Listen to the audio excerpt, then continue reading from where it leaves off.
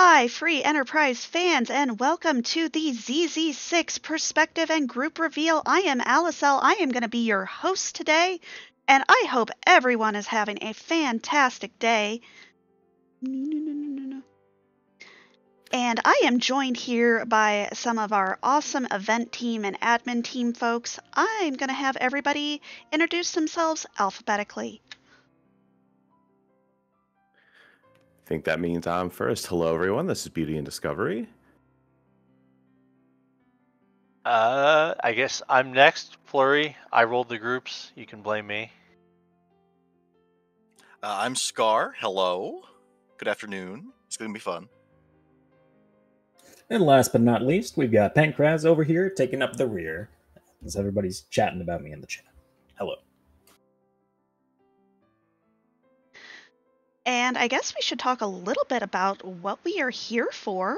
Yeah, we are here for some ZZ6. This is going to be our ZZ tournament for the year. And I've got here this wonderful flag set. Shall we kind of dive into that? Do we want to do the flag set first? Or you want to do the format first?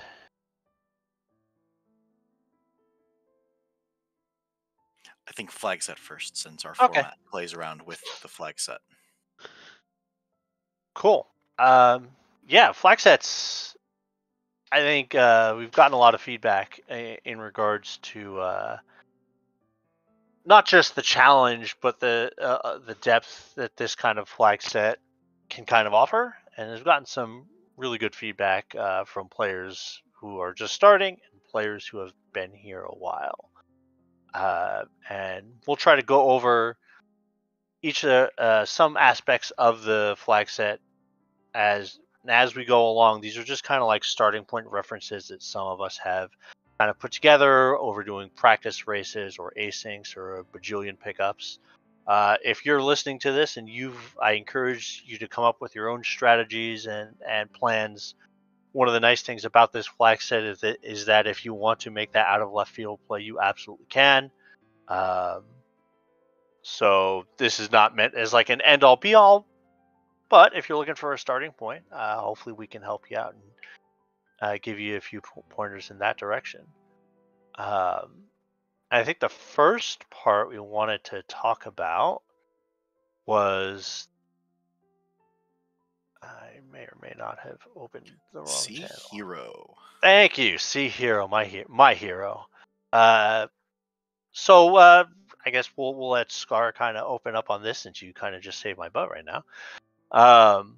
C Hero, do you mind explaining what that is and how you feel that affects the flag set from a larger perspective?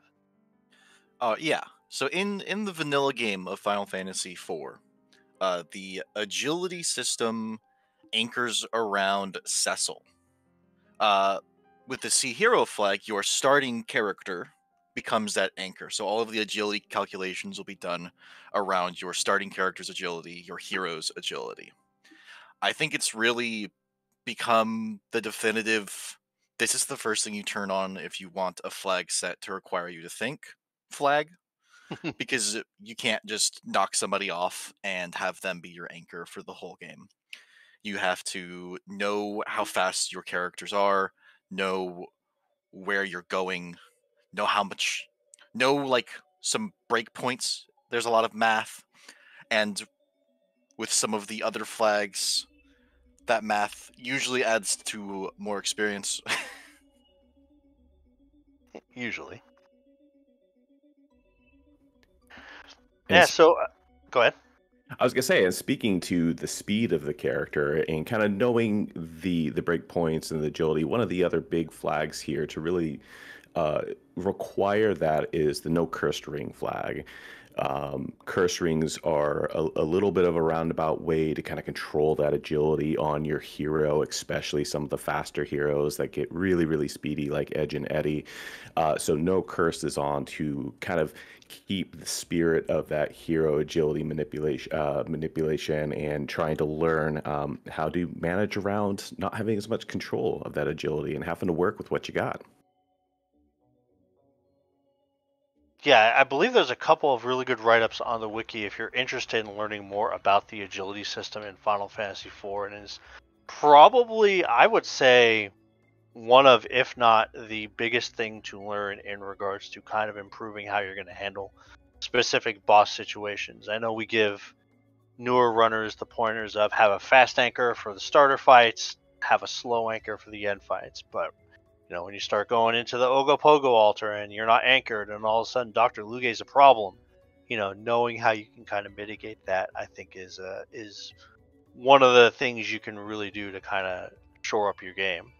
But as that pertains to what characters you're going to get, you may notice no Tella, no Fu. Now there's one obvious spot where this hits that we're going to get to later. But with C Hero and not having these two characters in particular to kind of fill out the roles that they usually do, Pancras, how do you feel like this affects the characters that you're going to take and not take over the course of a seed? Which characters I'm taking a lot of the time is always a little bit dependent on which of the heroes you're rolling. Having no Tella, no Fu also influences like the auxiliary groups, the people that you need for those utility spells, Blink, Berserk, Exit, curatives to an extent, AoE damage to an extent. Having kind of a, what's the word I'm looking for, a well-balanced party that kind of attributes or can have all of those attributes and cover those bases is something that kind of becomes integral throughout the gameplay, at least in my experience so far. You get your starting Rosa, your starting Porum, you're set on one of those fronts and make things a little easier. You get your starting Rydia or Palom hero, makes your AoE situation a little bit easier. But when you're starting with an Edward and a Yang, and then Kane shows up, and here's Cecil, what in the world you're going to do for Berserk? How are you going to approach these situations? There's a lot of nuance that just having those two characters out of the pool and having a fixed separate starter every time is always going to influence, and I really like that about the flag set.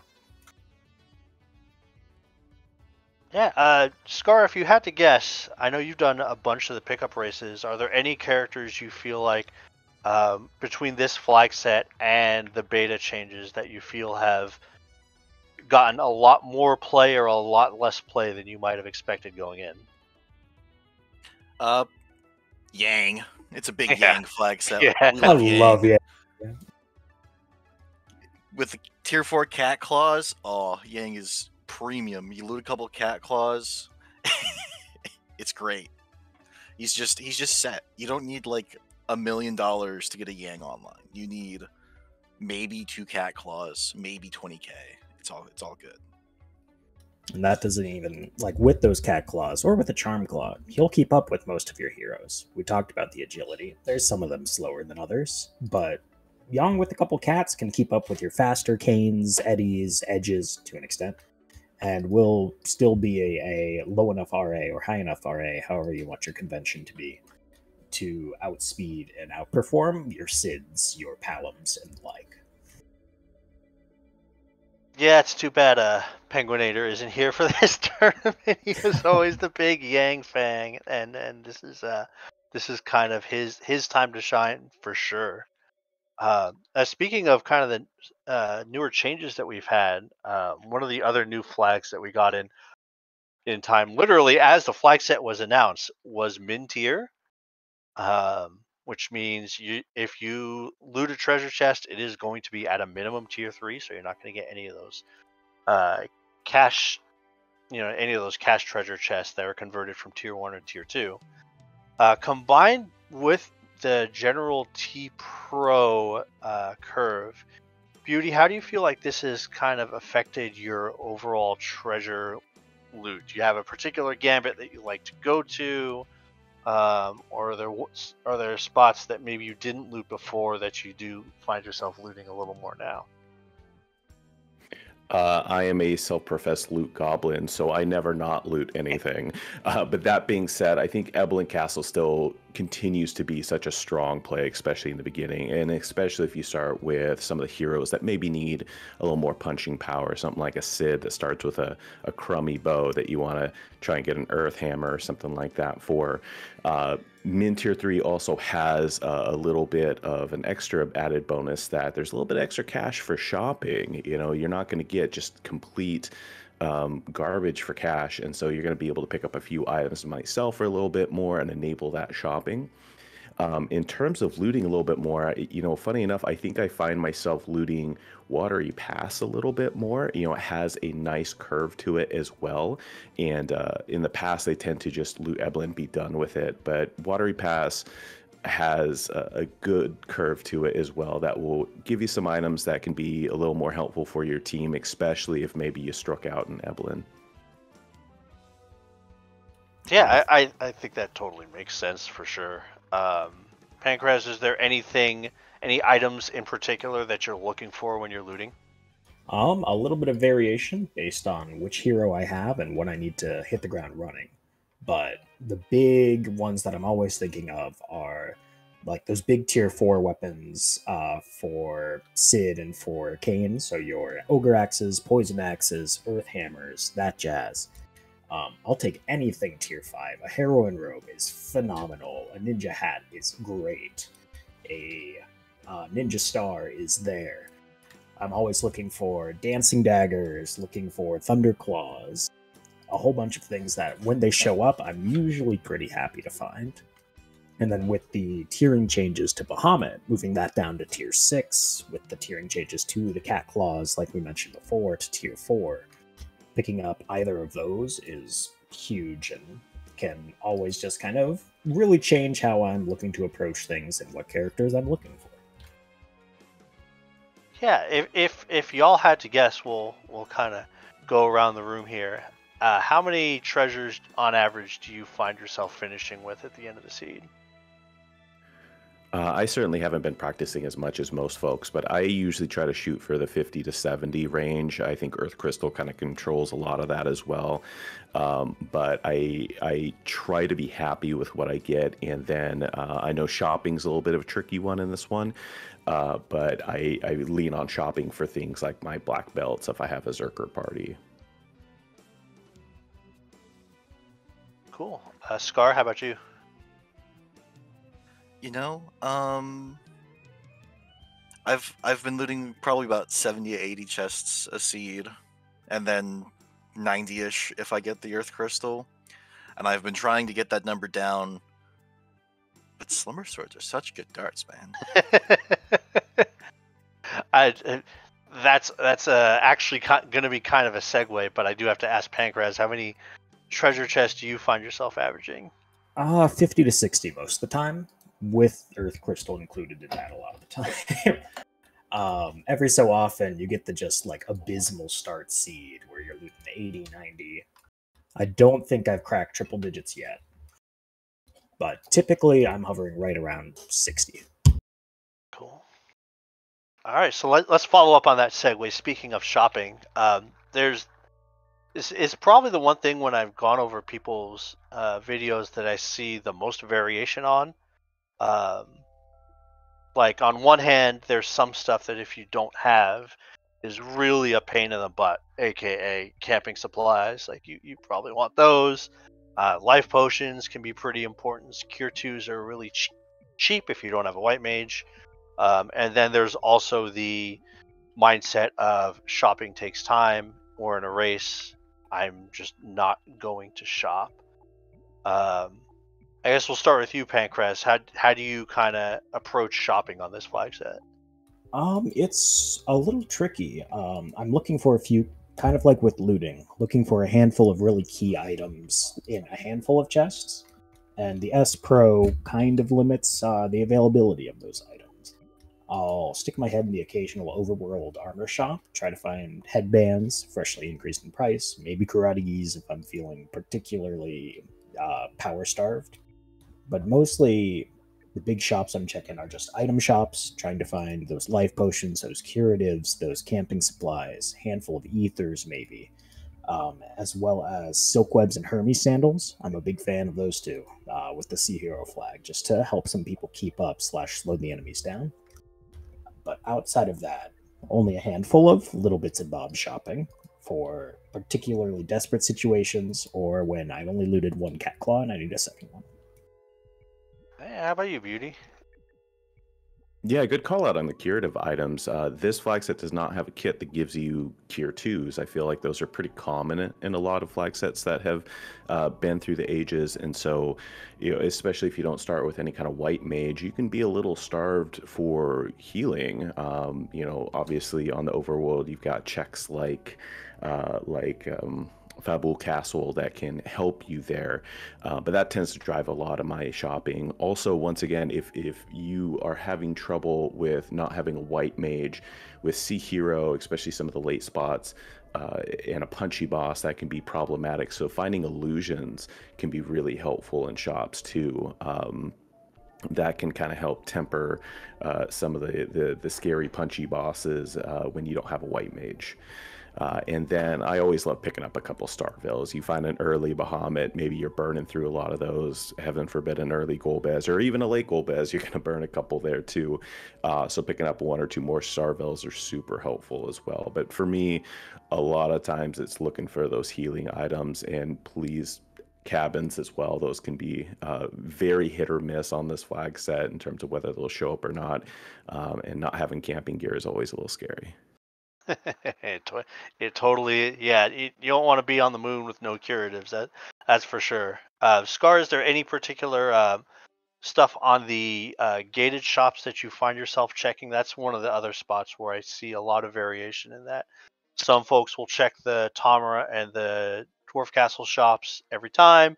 Others will do it specifically looking for one or two things. Have you found yourself checking those as you go through the practice seeds? If I have like an early darkness crystal and no giant killing gear, I'll check gated weapons shops, and I'll check the shops in the March when I go down there, because I really only want to be down there once.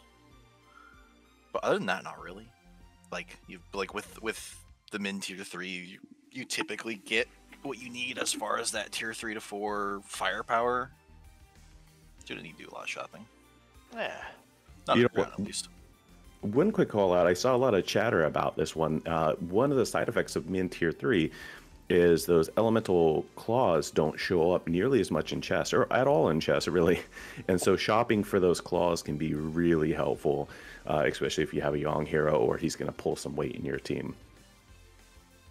Yeah, I believe fire and ice claws cannot show up in treasure chest. Yeah, they're true too. Yep. So that is definitely a good shout there. I'd also give some props to ethers, just because camping supplies aren't always there. Someone once told me ethers are your backup camping supplies. If you have a white mage, I think that's very good advice. And even if you do have them, it can save time to just do a couple party-wide cure 3s rather than sit through the cabin song, as much as I like it. Ethers are camping supplies, not just backup. They just are. Well, there you go. All right, I guess the next topic is one that I guess you could call the giant elephant in the room, and that is grinding with Sea Hero. Well, I'll let one of you answer that question later, but just as a starter point, I think if you're going to participate in this tournament, you should at least have the familiarity as far as pulling off the Mac Giant grind. That tends to be the most common one. Are there any tips from any of the three of you, having done practice and probably a multitude of Mac Giant grinds, as far as how you can help make those easier or make the setup a little better? Use a silk web once you've got a Mac G on screen, because with the way it works, it's the same Mac G over and over and over again. So it keeps the RA modifier from the silk web, and just slowing the enemy down really can really get you into a nice groove. Yeah, that's a really good call. I did steal Hermes strats from Pancraz. If you get a stack of 5 of them, you might as well. It's super fast, and it makes your party a little faster too. That's the whole reason I buy a stack of 5 of them, for when those Mac Giant grinds turn up. Like, use a couple of them on your heavier hitters that are the ones actually doing the damage to it, and you can keep the turns moving. You can outpace the giant a little more easily, especially with a little extra levels under your belt as well. A lot easier to do it at like level 28 with 10 multipliers instead of level 20 with 6. Yeah, that's one thing I got from Decker has given that advice repeatedly, is that if you have sirens, use them before your Mac Giant grind. It's just going to make your Giant grind faster. They do love to troll you a little bit when there's no Ogre axes available for you and you're using poison axes, which have an even worse hit rate. And what do you get for drops for doing all the Mac Giant grinds? Oh, you'll get 3 Ogre axes. Thanks. And a cabin. And a cabin. Yeah, they can drop cabins too.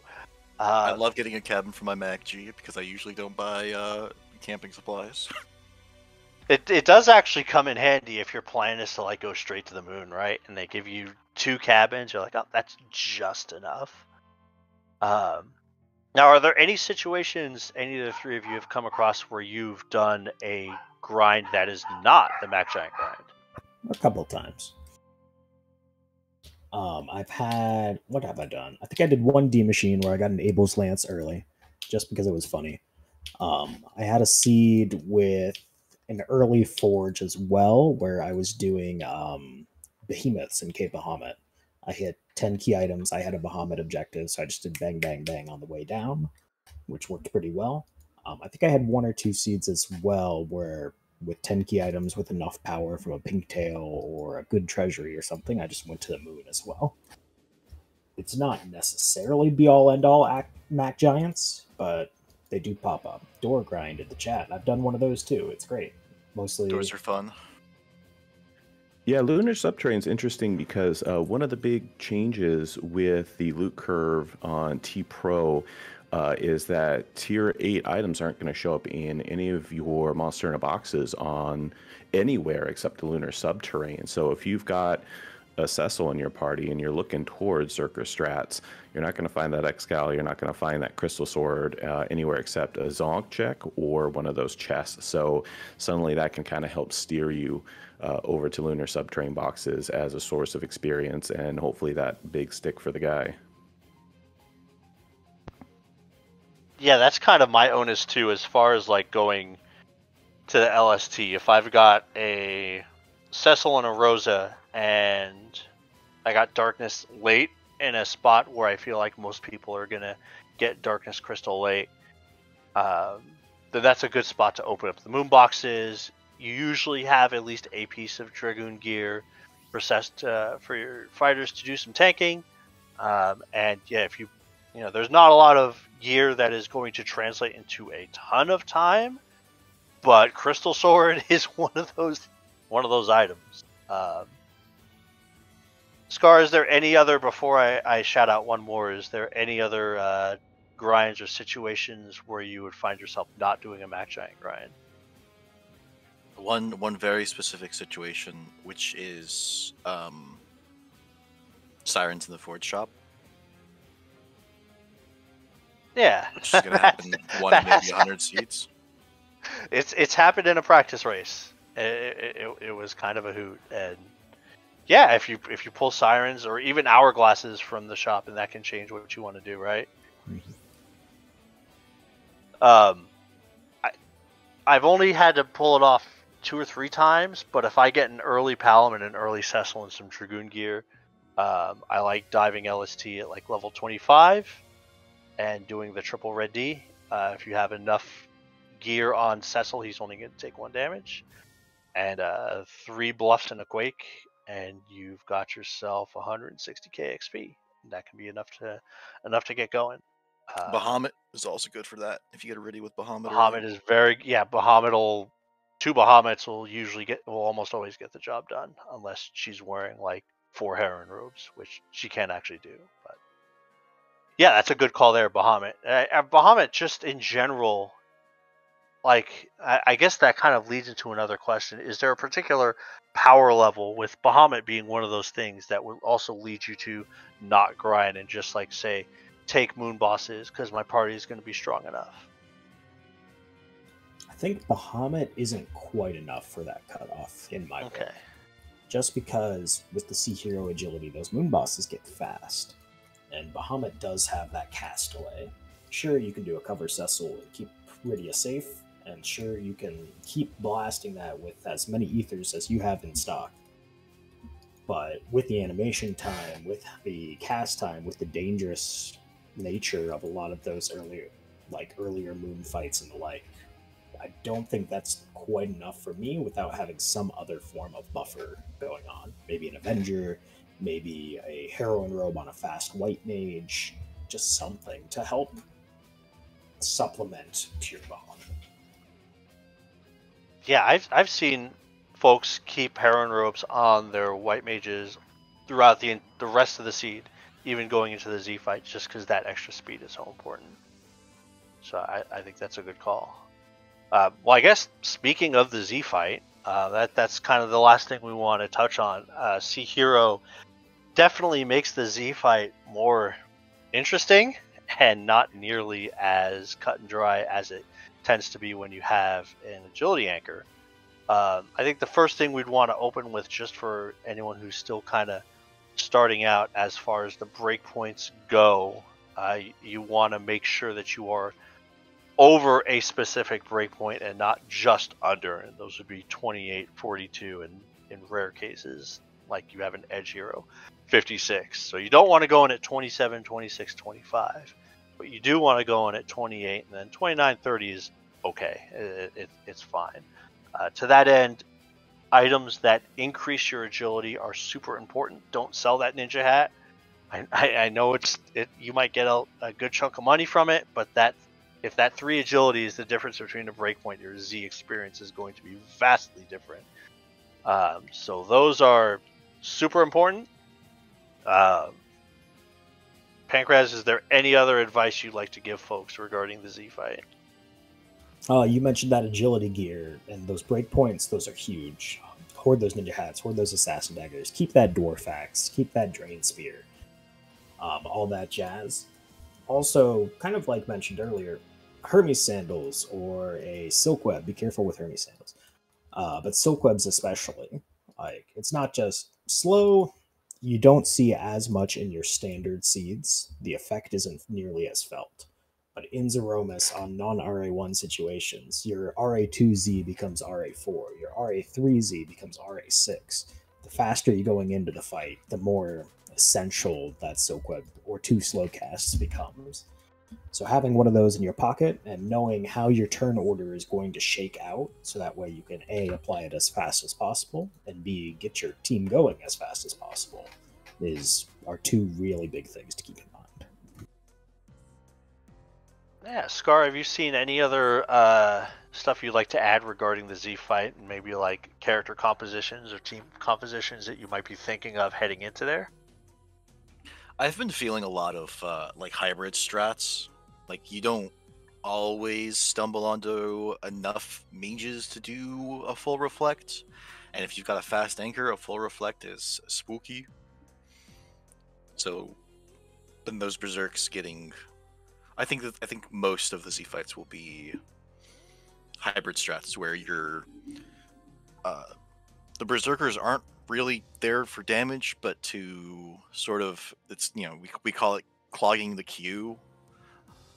To just keep taking turns so that you have time to menu out your magic and keep Zeromus from blowing you into next week. It'll happen at some point in time to everybody.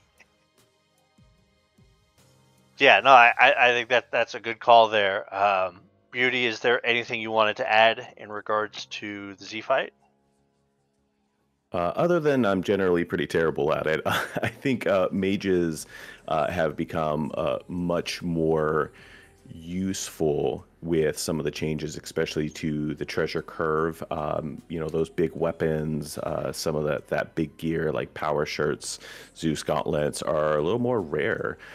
So Zerkers lose a little bit of their edge, whereas a lot of the mages, while they can certainly be buffed by sword robes or rings, they don't necessarily need them. Nuke inherently does a boatload of damage, so it's definitely raised the stakes. So I'm much more apt to take Iridia, to take I was going to say Palom, but when do you not take a Palom? There's certainly times when with a Zerker party I would forego a Palom, and now I'm a little more likely to let him go, especially if I've been struggling to find weaponry. So I've been leaning much more heavily on reflect strats, with hybrid strats being, as Scar was mentioning, kind of a little more often because of not being able to pull a full party. Yeah, I think that's a good call. Only stuff I would add, I'd say 1200 strats are kind of iffy. I generally require a specific anchor, at least for me, to consider doing that, because when Z is too fast, the fight just gets super slow. And if you're doing this with a bunch of mages and you're up against an opponent who could theoretically be doing a full reflect, they're looking at like a 4-minute Z fight, and 1200 strats are not 4-minute Z fights. They're much longer than that. The other thing, and this kind of goes through any of the late game fights, do not be afraid to raise that battle speed. I know it starts on BS1 and you're in a race, so it's very tempting to just say take everything at BS1 and go as fast as possible. But like even the very best of the best will leak turns on BS1.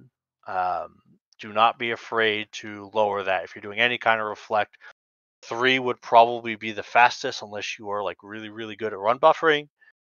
And if you're on a bad break point, don't be afraid to go up to 4 or 5. And even with the moon fights, like don't be afraid to move up the battle speed, just to make sure you're not leaking turns and to make things a little easier. I think that's all the topics we wanted to cover for the flags, unless any of the 3 of you have any other stuff you wanted to add.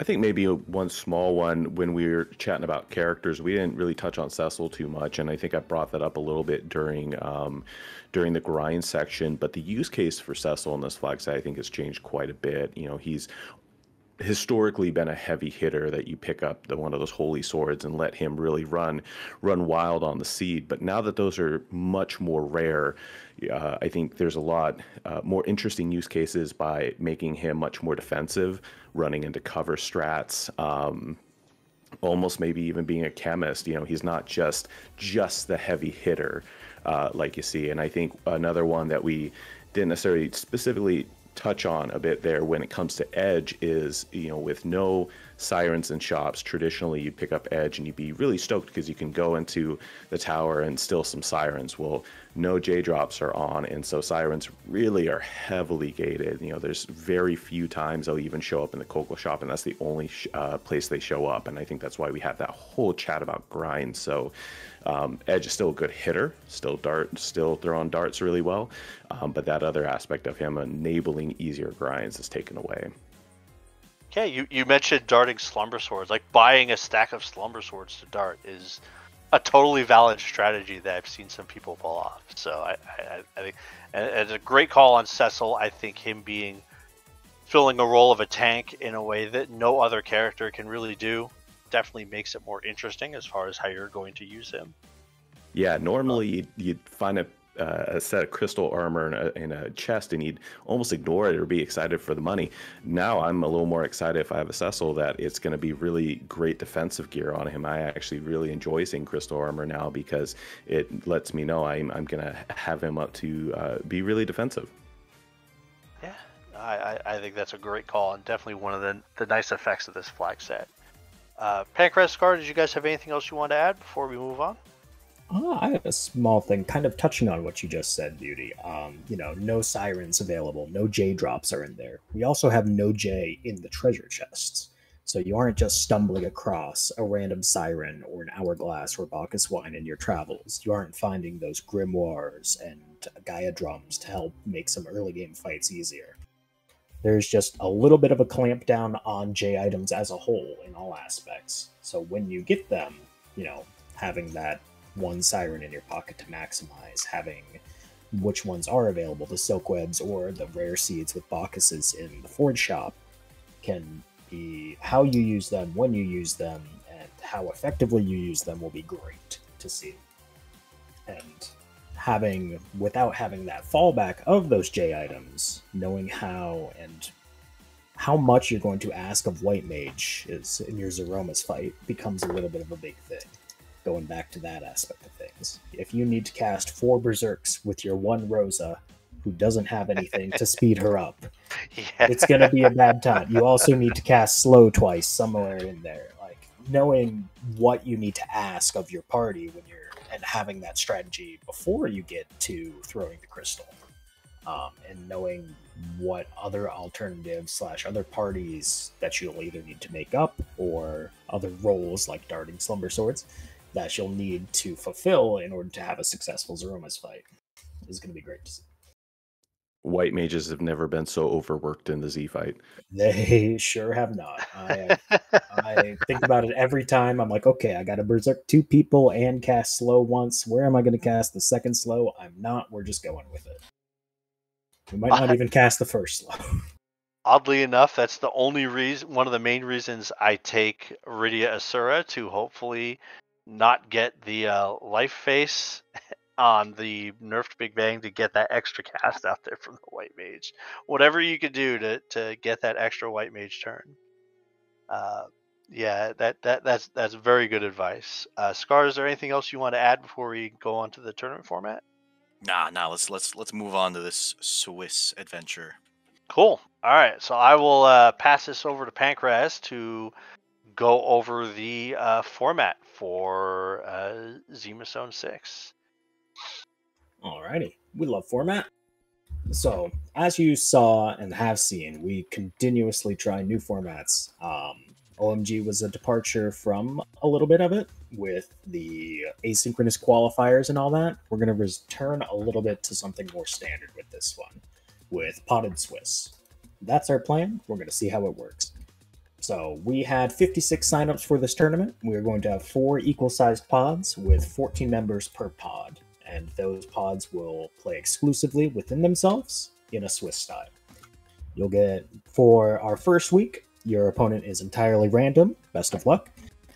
Furthermore, or going forward, you'll be paired against people with the same record. Because we have 14, there will be a little bit of pairing up and pairing down.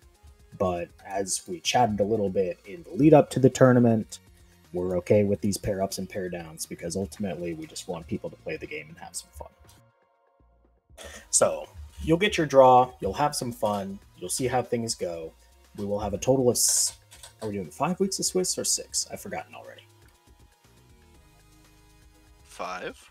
We're doing 5 rounds of Swiss play, thank you. And we will see how things go. So from there, after our first 5 rounds of Swiss, we'll have a bracket cut. We'll see how things go from there, and then there will be a little bit more to the format after that point. Is there anything I've missed on the Swiss side?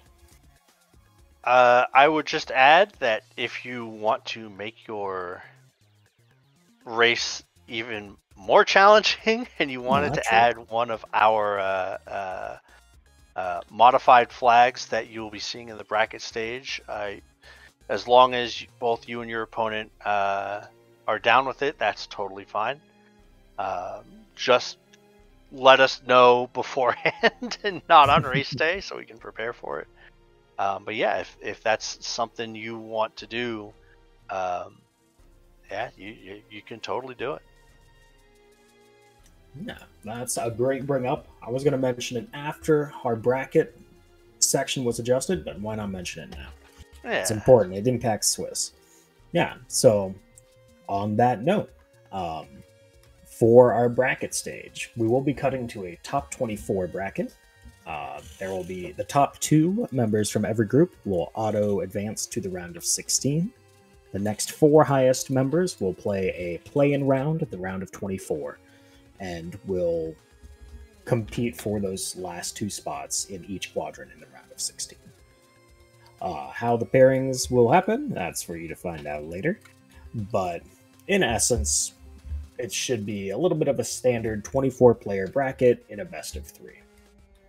For this best of 3 and for the series in our bracket stage, we are going to be using like Flurry just touched on, a modification system to our base flag set. We just went over it in full. Now you can throw all of that out the window. with a change of your choice. We've got a curated list. It's not going to be pure chaos. You can't put on Push Me to Jump. You can't put on Save Us Big Chocobo. Oh. But, yeah, I know. It makes me sad too, mostly because there's fewer carrots. But we have, we think, a nice little pool to choose from that should, the goal of each of them is to mix up gameplay and increase / modify difficulty without getting too into cata territory, into getting too unbeatable, and to give our players a little bit of agency and, well, fun in the process. We saw what happened with Pick Your Poison, and seemed like a good time, well received. Took a little bit of inspiration there, and thus we've got a few things to choose from. So, who would like to read our beautiful modifications that we worked so hard to name? I would. You've got fast heroes, slow heroes, vanilla heroes modifying the starting character pool either to the characters that have Porum's agility curve or faster, or to the characters that have, I think, Rosa is the fastest of the slow heroes, or slower. Notably, with slow heroes on, you can get a Tela hero, you can get a Fu hero. Tela runs into. I mean, I named these Alley. I saw an opportunity. Pankraz and I named these Alley.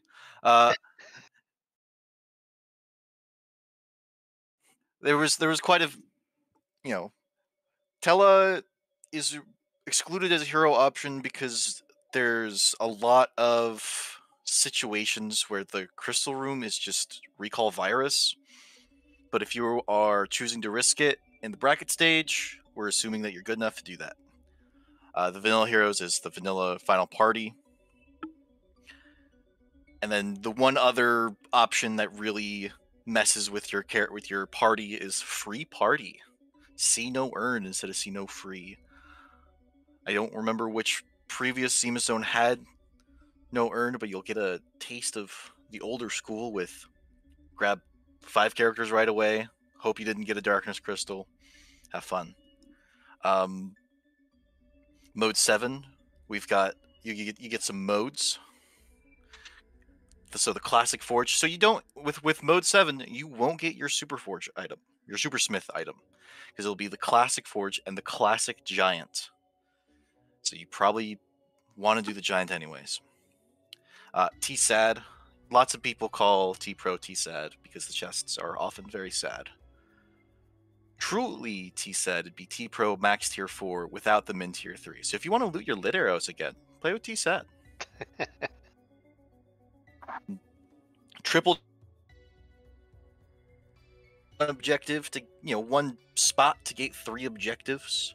You've got a quest to find Wyvern, liberate Baron, and find Sid. Well, guess what? They're all on the Baron throne. Then Falcon Dive. Falcon Dive was a randomizer for the Pixel Remaster inspired by our very own free enterprise. And so with Falcon Dive, you're forced to launch the Falcon. Force hook. Looting for keys. You gotta go into Eblan. You know it's gonna be there. But at least you know where the 3 chests are. So it'll be the monster in a boxes and vanilla monster in a boxes. Lose your sirens, no XP. You still get a siren, but it's not gonna be worth much. You can sell it. It's like 3 life potions. Yeah, it's like 3. Is it 3 life potions? I don't know. Might be 2 to 3 life potions. Oh yeah, because they're 600 GP now. Okay. XP, Force Magma. It's Force Magma because there are hook routes where you have to grind if you can't go underground first. And if you can't grind, then you can't do the hook route that requires you to grind. Earn your keep. No free bosses. You have to punch. Water Hag more than 3 times. I know, a shocker. And Force Magma, there are some very nasty hook routes with Be Unsafe. And Be Wyvern. There are some very I'm sad that it is Be Wyvern. I understand why it's Be Wyvern, but I am sad that it's Be Wyvern on the dangerous gates.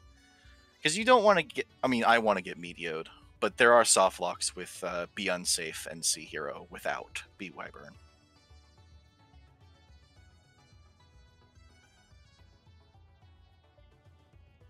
So yeah, as you kind of got the gist. Expansive modifications. We're hitting our objectives, our character selection, our treasures, your key item distribution, how you're getting underground. A number of different ways to just kind of modify your difficulty a little bit, but with enough safeties from, like Scar mentioned, the Force Magma, the Wyvern, to just prevent soft block situations or unbeatable seeds. It's a tournament. It's a more difficult aimed tournament, but we don't want unbeatable or impossible. Now, like Fleury mentioned, we have a selection of these modifications for the Swiss stage. You have to opt into the modifications in the Swiss stage, both you and your opponent, and let us know before the start of your race, please and thank you. You have the Fast Heroes, the Mode 7, the Falcon Dive, the Lose Your Sirens, and the Earn Your Keep modifications available for that Swiss stage. Those will be fixed for the entirety of Swiss. As part of this modification process, there's a little bit of a draft ban that will be occurring in order to select, well, which one you are running every week. We will randomly roll up a subset of 5 of these modifications, and those will be announced once scheduling is open at the start of your bracket week. You, at the start of your first match, will ban starting, let's see here, did we do starting with the higher seed, or must read. Run a modified seed beginning with the higher seed you will ban. So the lower seed will get the final selection. It'll be a snake, or not snake, but an alternating process. So with your first seed, or let's say you have the 1 versus 4 seed in your bracket match, 1 seed will ban 1, 4 seed will ban the next, 1 seed will ban 1, then 4 seed is left with 2 final modifications that they will ban 1 of, and thus leave only 1 for the entirety of your bracket matchup. You will use the same modification for all 2 to 3 matches, and it should be a good time.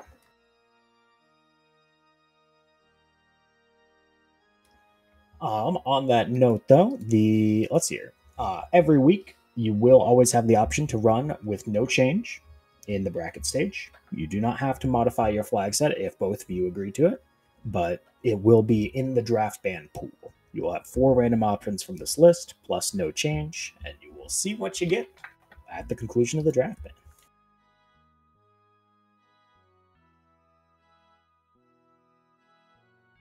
Let's see here. What other big questions do we have on format? I think you just want to go over the next 16. Oh yeah, NXT 16. We love it. All right, I'll continue talking. Let's see how this goes. So we've tried title rounds, we've tried asyncs, we've tried a few different things to keep the tournament going for those that don't qualify for the main bracket stage. This time around, we're going for the Turnpike, the NXT 16, which will be a secondary bracket for the next 4 highest racers from each of our Swiss pods. These 4 people will face off in a purely best of 1 1v1 bracket, just on the side of the main one, but it will be running concurrently. So there will be a couple tiebreakers, we imagine, to determine which of seeds 7 through 10 will qualify for this. But the next highest entrants will all be invited to join this bracket. If you don't want to join, you don't have to. It's voluntary, not compulsory. And we will continue offering spots to the next highest ranked Swiss players from the group until the bracket is filled. This will be 1v1, exclusively best of 1, starting with the initial stages of the bracket, continuing through the bracket, and you will use the same draft ban procedure as the living bracket, the same selection of, or the subset of the race modifiers as the main bracket, and you will have a good time, hopefully, continuing to compete and play a little bit more free enterprise. These matches won't be restreamed, at least in any official capacity. You are welcome to do your own thing on the side. And there won't be any formal scheduling process for it. This will be on the onus of those players in the Turnpike. But ultimately, we hope that it is a way for you to continue joining and playing Free Enterprise while we wait for the tournament to wind down and for club season to begin. Nice. All right, I think that's going to bring us to what I believe a lot of you are waiting here for. Allie, I can turn this over to you. We can reveal our groups.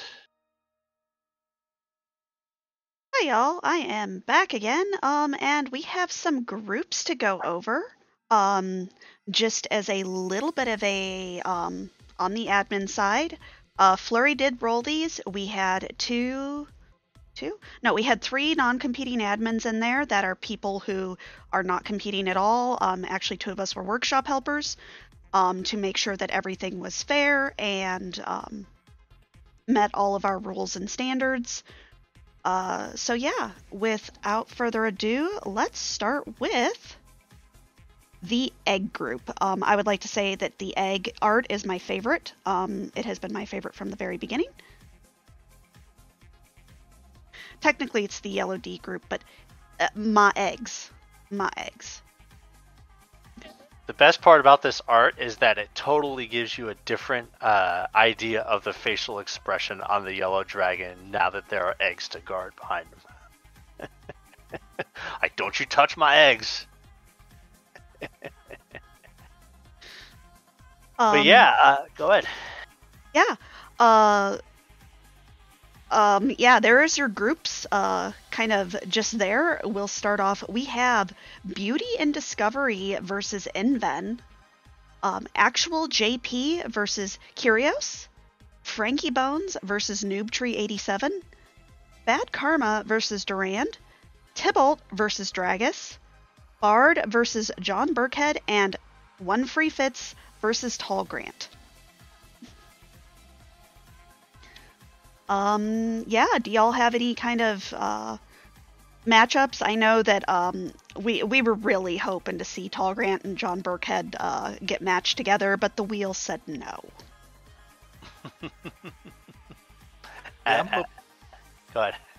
Oh, I'm hoping John and Tall Grant get paired up round like 2 or 3. They're good friends, and it'll be great to commentate and maybe pull Elvin into the commentary booth if he's willing.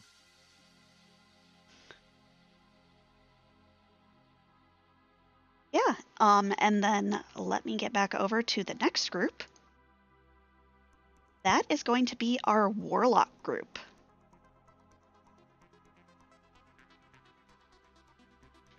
Wait, something's not right.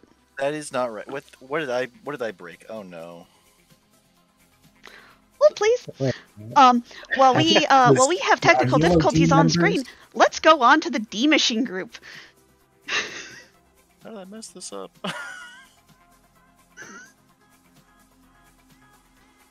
And for our D Machine group, we have Golden Shocker versus Fallgran, Scarcerer versus Big Dunka, Korgs versus Dulce, Scratch Dragon versus Matic, Poydrak versus FBL, Vitasia versus Nitzy. I appreciate that we've got some of our older Free Enterprise players here, and Wreckit89 versus Rybon.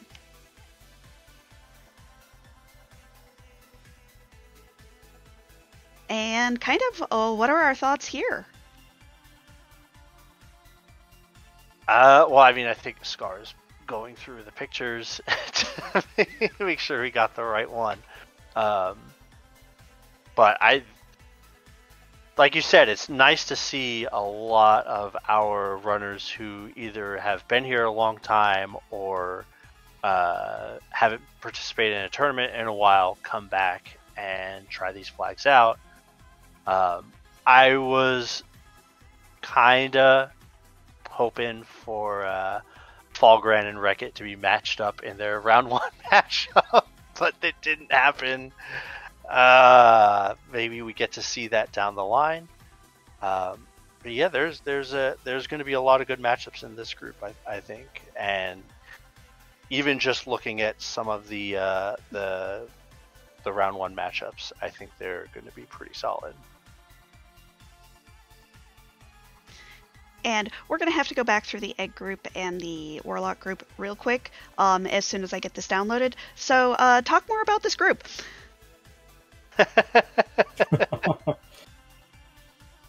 Well, I think Vitasia and Nitzy, you have two folks who have been around for pretty much since the very beginning of Free Enterprise. So that'll be really good. Golden Shocker comes to us from Worlds Collide as a top tier runner there against Falgren, who's doing, I believe this is his second tournament. He was on my Evelyn Elixir team. Oh, he might have been in OMG, so this will be third. Yeah, seeing Big Dunka back, I think is really cool. And then we have a couple of newer runners as well. Matic has been putting in some really good practice times. We'll be up against Scratch, who has also been was a ZZ1 participant, so has been here for quite a long time. So yeah, I think there's gonna be some good ones in here. We could go to the Mac Giant group. We fix things. Okay. Hi, I thrive in chaos and things breaking. So we are going to go back to the Egg group because I lied to y'all. Okay. Okay, the Egg group. I know it's called the Yellow Dragon group. I'm going to call it the Egg group until the end of time because, yes.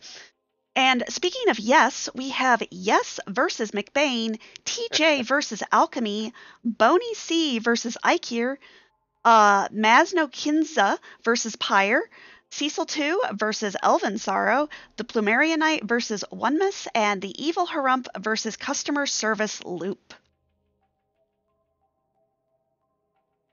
Yeah, there's a couple really good matches in this particular one. Always happy to see the good PK participate in tournaments.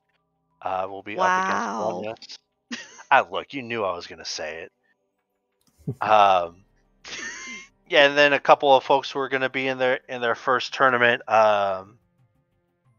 Boney C did really good, and I believe it was the Adamant Cup, and it advanced to brackets there. So I'll be very interested to see if he manages to repeat that performance there. Yeah, that's most of what I have to say about. Didn't we want Elven Sorrow to be matched up against someone? I can't remember who. We wanted Elven Sorrow to end up in the group with John and Tallgrant. But that's right. Okay. Purely just make the brackets with him, Elvin. The wheel giveth and the wheel taketh away, as I found out. But yeah, this is the actual Yellow D group, the group we had introduced earlier. That is actually the Warlock group, which is why that showed up there. Ali, we'll pull that graphic up right now. And yeah, so the group we had talked about earlier, that's the Warlock group. The Warlock and being accompanied by the Toad Ladies. That's great. They're just little warlocks. Warlock in training. This is like, if I was to try to like guess the order on this one, like, good luck. There are what the middle of this bracket is going to look like, I have no idea. So this is going to be really interesting to see how this goes along.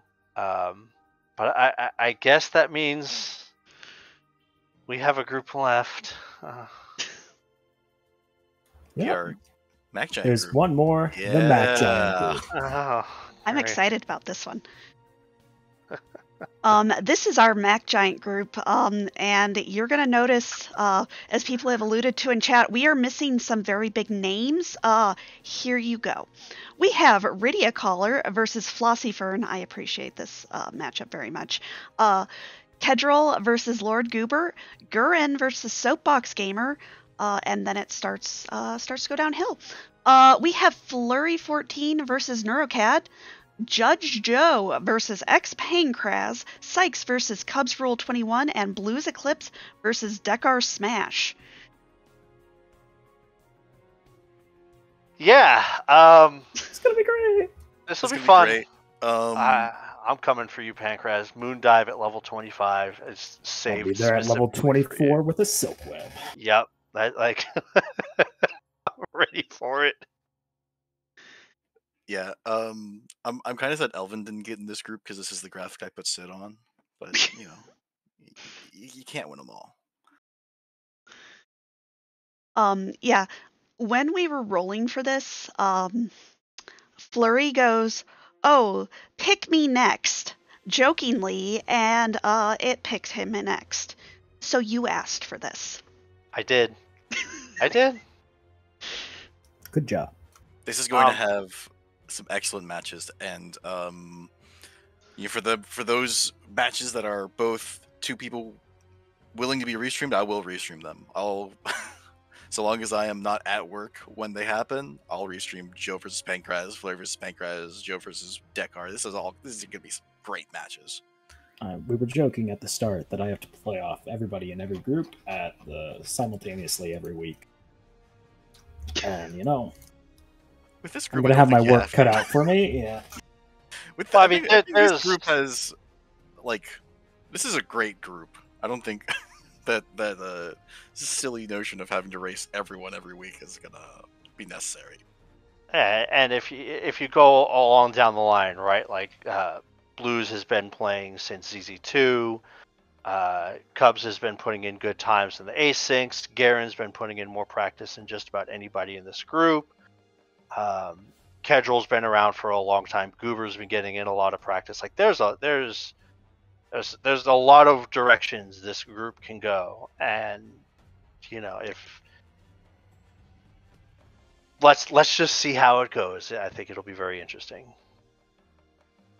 Well, and to harken Promises. back to our format discussion that we had earlier, after week one, of course, is completely random in who you play, and it is random. We definitely wouldn't want to try and curate any sort of matches. That's not fair to anyone involved. Week two will look a little kinder. Or not. Yeah, there's or not still in the gonna be terms of an this group. element. There's going to be an element of randomness because if you've got 4 people, you're going to have 7 people who are 1-0. Right? There's no further information to pair them fairly. You got to pair them randomly. Yep. But yeah, this is our group reveal. We'll of course have all of this available to everyone as soon as the stream is over, with everybody in the correct group. That was on me, I think, probably. Hi, I live in chaos and jank. That's my MO. Yeah, we'll post all of these in a League General, and then we'll pin them. And yeah, these are the matches you see side by side. They are your week 1 matchups. Scheduling should begin on Tuesday. So signups can begin immediately following this stream. Okay. Yeah, Sirens should be all set to go on that regard, I believe. So yeah, So scheduling reach can out, begin. get scheduling. Let us know if you want to do or opt into flag set modifications. And have some fun. And there are other days than Tuesday at 8 p.m. Or Thursday at 8 p.m. At 8 p.m. Yeah, there are other days. So don't everybody schedule that at once, please. Can I do Thursday at 8:30? Well, my match won't be at the same time as Pancraz's because I want to restream that. So Allie, was it the Wednesdays at 8 p.m. Eastern, I think, where we had 12 matches at once?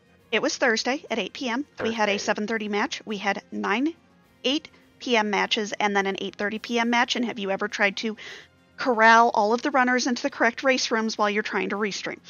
Yes. It's not fun. Alright, so hopefully you guys are as excited about this as we are. And again, thank you all for your patience while we try to put on as best experience as we can for the rest of y'all. And we will see y'all out there.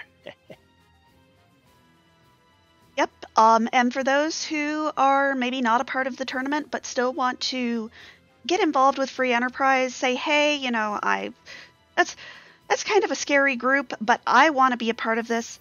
Definitely join up for the Restream team. We are looking for commentators. We are looking for trackers. We are looking for Restreamers. We will sit down. We will put you with the best folks to help train you. We want to give you all the tools to do this. So yeah, just sign up, and especially Restreamers. Hi, I love you. I will definitely give you all sorts of cookies. But with that, I think we are going to come to a close. Yeah.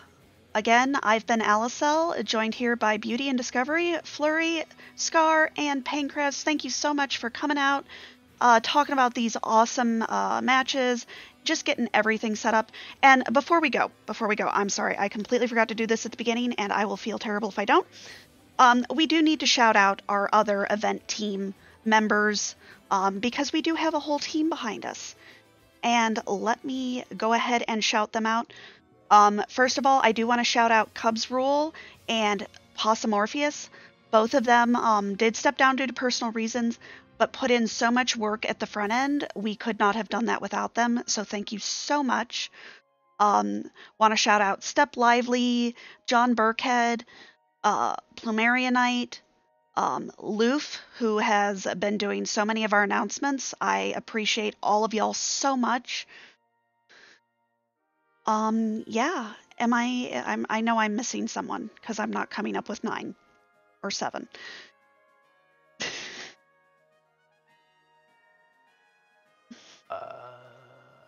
No, that might have actually been. You got the 4. Yeah, because we have 4 here and 4. Oh, that's right. Now I remember. You forgot yourself, didn't you? I did forget myself. How could you? Classic. I am here to keep things chaotic and fair. Live by the dice, die by the dice. It's all dice. But with that, please enjoy the rest of your evenings, your early mornings. For those of you in the future, enjoy your Mondays. I've been Alicel, and again, thanks so much, and I look forward to seeing some matches. Be awesome, y'all.